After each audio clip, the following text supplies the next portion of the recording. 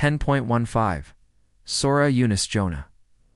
Assalamu alaikum. Welcome back to Sufi Essence with Hammad Syed. The Prophetic Mission, a story of trust and truth.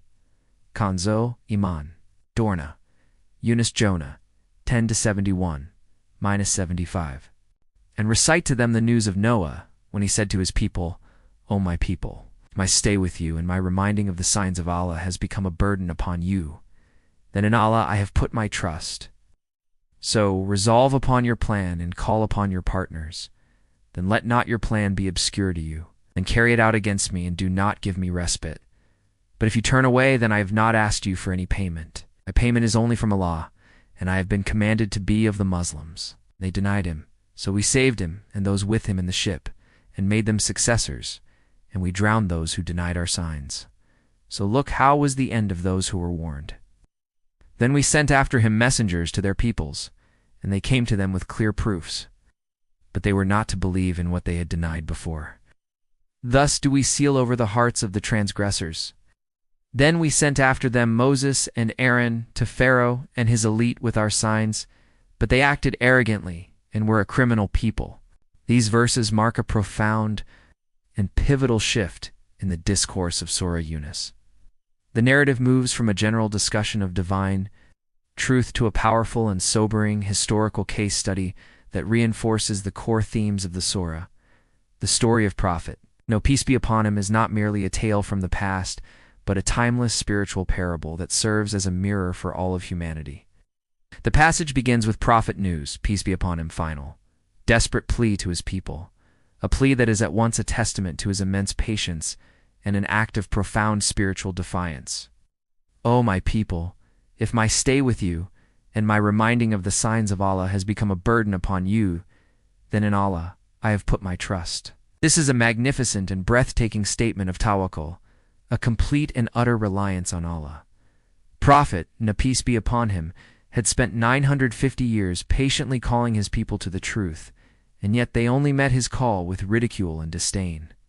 Now, in a final act of spiritual fortitude, he tells them that their rejection, their mockery, and their threats are of no consequence to him, for his ultimate support and his ultimate reliance is on Allah alone. This spiritual state of tawakkul is at the very core of the Sufi path. It is a profound state of being where the Qalb is so connected to its creator that it is no longer affected by the whims and the machinations of the world. It is a state of spiritual freedom where one is a slave to Allah alone and is thus free from all other forms of servitude. Prophet Nuh, peace be upon him, challenges his people and their false deities to do their worst. So, resolve upon your plan and call upon your partners. Then let not your plan be obscure to you. Then carry it out against me and do not give me respite. This is not a challenge born of arrogance, but of absolute certainty in Allah's protection. It is a powerful display of the spiritual confidence that comes from a purified Qalb that has found its ultimate solace and its ultimate protection in its Creator. The message is clear. No matter how great the worldly opposition may be, the believer who has placed their trust in Allah will never be defeated. The forces of falsehood, in all their might and all their arrogance, are but a fleeting shadow in the face of Allah's absolute power and sovereignty. The passage then turns to the selfless nature of the prophetic mission, a beautiful and poignant reminder that the true purpose of a messenger is to serve Allah alone. But if you turn away, then I have not asked you for any payment. My payment is only from Allah, and I have been commanded to be of the Muslims. Prophet Nuh, peace be upon him, makes it clear that his purpose is not to gain worldly riches, it's not to accumulate fame, and not to seek personal glory. He is a humble servant, and his sole motivation is to serve Allah and to fulfill the command that has been placed upon him. This is a profound lesson in echless sincerity, a spiritual state of being where one's actions are performed for Allah's sake alone, without any desire for worldly recognition or worldly reward. For the Sufi, this is a central theme in their spiritual journey. The Qalb must be purified from all hidden attachments, from all subtle forms of ego that seek recognition and praise from creation. The true measure of an action is not in its worldly outcome, but in the sincerity with which it was performed. Prophet Nuh's, peace be upon him, life is a living testament to this truth, a profound and beautiful example of a life lived in complete spiritual detachment from the fleeting whims of the world.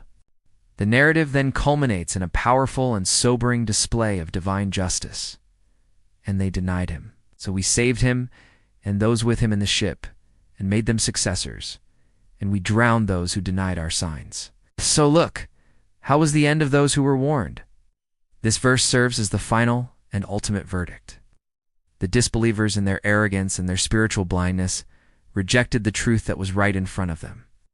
And so their end was a tragic and unsparing consequence of their own actions. The story of the flood is not just a historical event, but a powerful and timeless spiritual parable. The ark is a symbol of salvation, both physical and spiritual. It is the vessel of faith that saves the believer from the raging torrents of heedlessness and spiritual darkness. The drowning of the disbelievers is a powerful reminder that there is no escape from Allah's justice. The verse concludes with a powerful command. So, look, how was the end of those who were warned? This is a call to reflection, an invitation to learn from the lessons of the past and to avoid the same fate. The discourse then broadens the historical scope, showing that the story of Prophet Nuh, peace be upon him, was not an isolated event but a continuous pattern in human history. Then we sent after him messengers to their peoples, and they came to them with clear proofs. But they were not to believe in what they had denied before. Thus do we seal over the hearts of the transgressors. This verse is a profound and poignant statement about the spiritual law of cause and effect. The nations that came after Prophet Nuh's peace be upon him, people received the same clear signs and the same divine guidance, but their persistent denial led to a spiritual hardening, a sealing of the Qalb that prevented them from accepting the truth. The sealing of the Qalb is not an arbitrary act of cruelty, but a direct consequence of a person's own choices.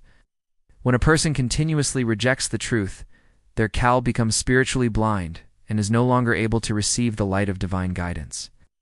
This is a profound and sobering warning, a powerful reminder that our spiritual state is in our own hands and that our choices have eternal consequences. The verses then transition to the story of Prophet Moses, peace be upon him, and Pharaoh, showing a continuous pattern of guidance and denial, of humility and arrogance. The story of Prophet Musa, peace be upon him, is a powerful and magnificent example of the triumph of truth over falsehood, a testament to the fact that no matter how great the worldly power may be, it will inevitably crumble in the face of divine reality. From a Sufi perspective, these verses are a profound commentary on the nature of spiritual sincerity and the importance of a living faith. Prophet Nuh's peace be upon him, life is a living testament to the fact that the spiritual journey is one of immense patience and profound tawakkul.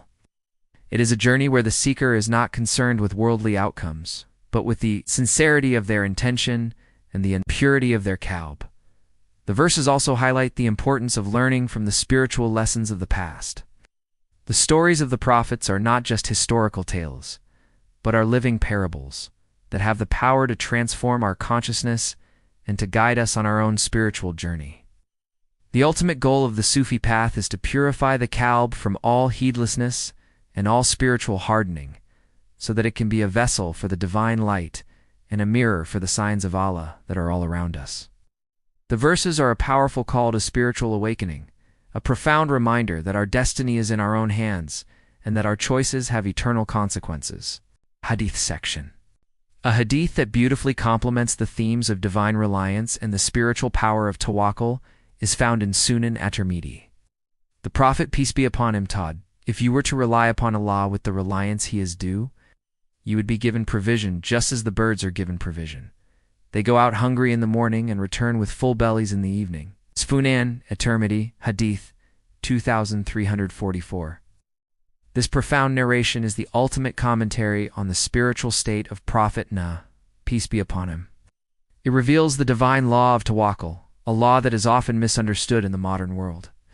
True reliance on Allah is not a state of passive inaction, but a state of being where one takes all the necessary steps and then leaves the outcome in the hands of the one who is the ultimate provider.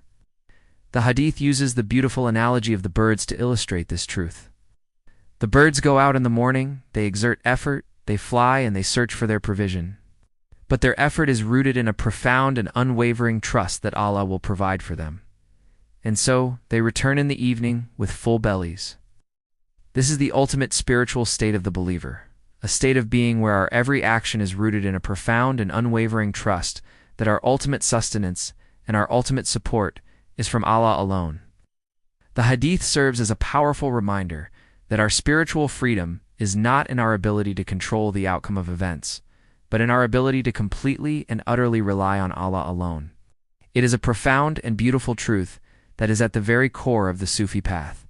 Dua, my Lord, grant me the spiritual fortitude of Prophet Nuh, peace be upon him, and the unwavering tawakkul to face all of the challenges of my life.